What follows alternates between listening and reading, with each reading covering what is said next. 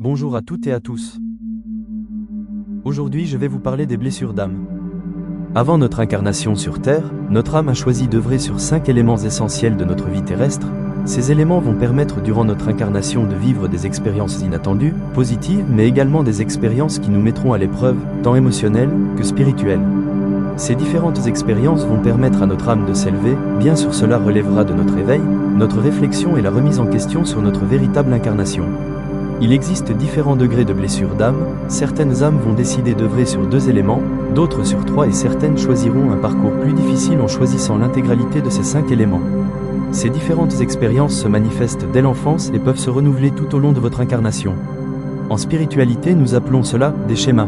Pour traiter ces différentes blessures, il vous faudra bien souvent sortir de votre zone de confort, accorder votre pardon ou accepter de changer votre mode de vie. Il est temps de détailler les différentes blessures d'âme avec les solutions. L'abandon, cette blessure va souvent entraîner une dépendance affective et la peur de vivre dans la solitude. La solution, autonomie et prendre confiance en soi. Le rejet, cette blessure va souvent entraîner la fuite par peur de ne pas gérer la panique. La solution, affronter ses peurs de vivre dans le concret. L'humiliation, cette blessure va entraîner l'individu à se dévaloriser, s'auto-flageller, par peur d'être soi-même. La solution, développer son estime de soi et se considérer comme essentiel dans la vie.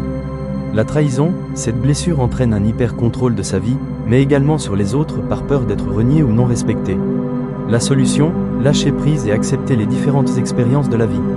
L'injustice, cette blessure entraîne une rigidité de l'être par peur du ressenti des différentes émotions.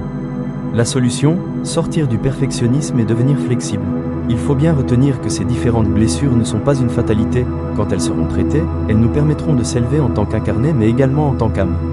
Pour plus d'informations, n'hésitez pas à me contacter, en tant que naturopathe holistique, je vous confie les clés de votre évolution.